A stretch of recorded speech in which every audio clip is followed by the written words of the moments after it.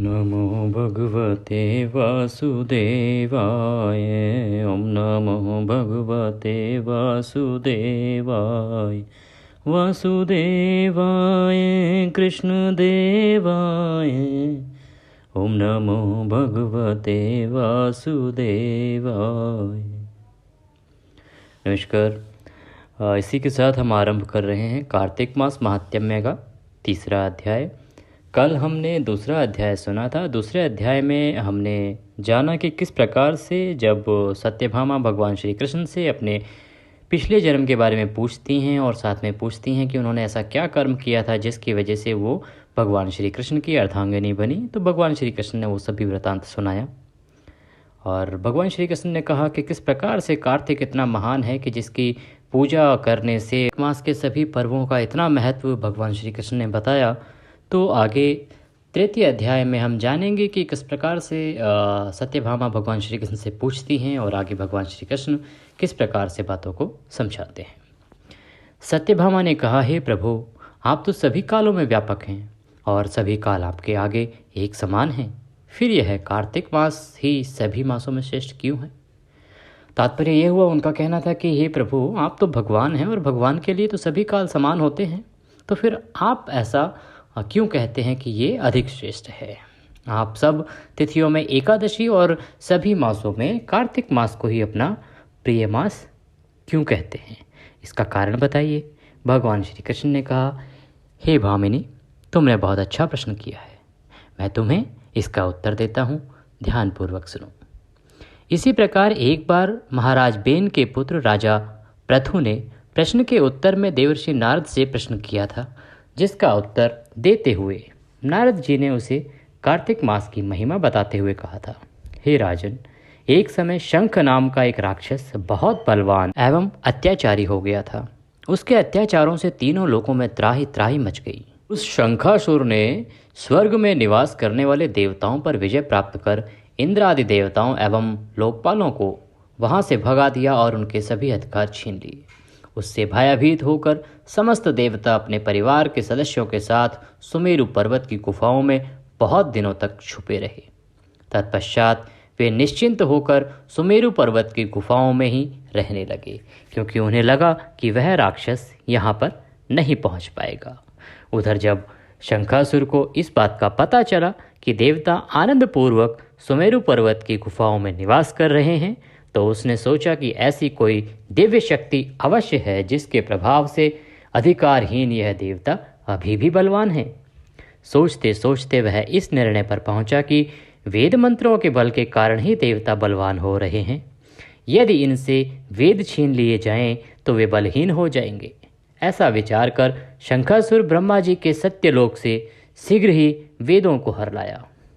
अर्थात वह ब्रह्मलोक गया और ब्रह्मलोक में जो वेद रखे हैं, हमारे 4 वेद हैं, उनको वहाँ से ले आया। उसके द्वारा लाए जाते हुए भय से उसके चंगुल से निकल भागे और जल में समा गए। शंखासुर ने वेद मंत्रों तथा बीज मंत्रों को ढूंढते हुए सागर में प्रवेश किया, परंतु वहाँ ना तो उसको वेद मंत्र मिले और ना ही बीज मंत्र मिले। जब शंखासुर सागर से निराश होकर वापस लौट रहा था, तो उस समय ब्रह्मा जी पूजा की सामग्री लेकर सभी देवताओं के साथ भगवान विष्णु की शरण में पहुंचे और भगवान को गहरी निद्रा से जगाने के लिए गाने बजाने लगे। धूप गंध आदि से बारंबार उनका पूजन करने लगे। धूप दीप नैवेद्य आदि अर्पित किए जाने पर भगवान की निद्रा टूटी और वह देवताओं सहित ब्रह्मा जी को अपना पूजन करते हुए देखकर बहुत प्रसन्न हुए तथा कहने लगे, मैं आप लोगों के इस कीर्तन एवं मंगलाचारण से बहुत प्रसन्न हूँ। आप अपना अभिष्ट वरदान मांगिए, मैं अवश्य प्रदान करूँगा। जो मनुष्य आश्विन शुक्ल की एकादशी से देवोत्थान एकादशी अर्थात देवउठनी एकादशी तक ब्रह्म मुहूर्त में उठकर मेरी पूजा करेंगे, उन्हें तुम्हारी ही भांति मेरे प्रसन्न होने के कारण सुख की प्राप्ति होगी। आप लोग जो पाद्य अर्घ आचमन और जल आदि सामग्री मेरे लिए लाए हैं, वे अनंत गुणों वाली होकर आपका कल्याण करेंगी। शंखासुर द्वारा हरे गए संपूर्ण वेद जल में स्थित हैं। मैं सागर पुत्र शंखासुर का वध करके उन वेदों को भी अभी लाए देता हूँ। आज से मंत्र बीज और वेदों सहित मैं प्रतिवर्ष कार्तिक मास में जल में विश्राम करूंगा। अब मैं मत्स्य का रूप धारण करके जल में जाता हूँ। तुम सब देवता भी मुनीश्वरों सहित मेरे साथ जल में आओ।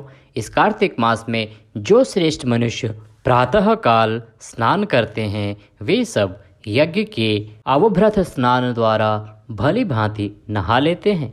हे देवेंद्र, कार्तिक मास में व्रत करने वालों को सब प्रकार से पुत्र पुत्री आदि देते रहना और उनकी सभी आपत्तियों से रक्षा करना। हे धनपति कुबेर, मेरी आज्ञा के अनुसार तुम उनके धन धान्य की वृद्धि करना, क्योंकि इस प्रकार का आचरण करने वाला मनुष्य मेरा रूप धारण करके जीवन मुक्त हो जाता है।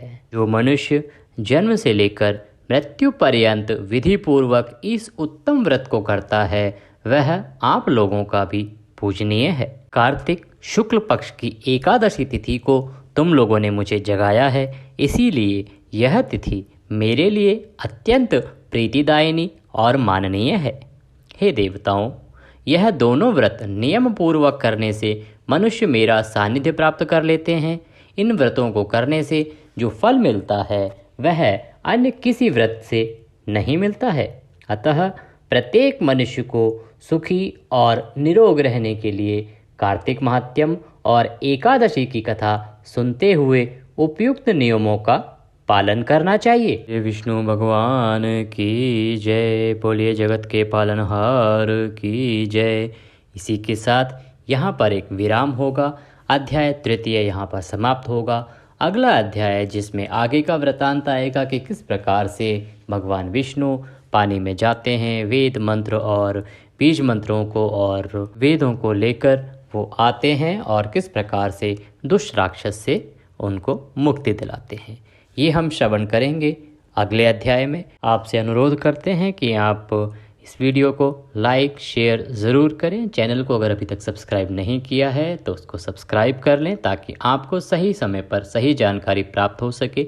हमारे चैनल पर सभी प्रकार के पूजा पाठों की जानकारी, कौन सी तिथि कब है, व्रत कब है, किस प्रकार से व्रत करें, सभी जानकारियाँ आपको समय से पूर्व दी जाती हैं, जिससे कि आप समय से पहले चीज़ों के लिए तैयार रहते हैं। दक्षिणा के रूप में वीडियो के कमेंट बॉक्स में जय श्री कृष्ण लिखना ना भूलें। आज की इस वीडियो में अभी के लिए इतना ही। अगली वीडियो में फिर होगी आपसे मुलाकात। तब तक के लिए ओम नमः शिवाय।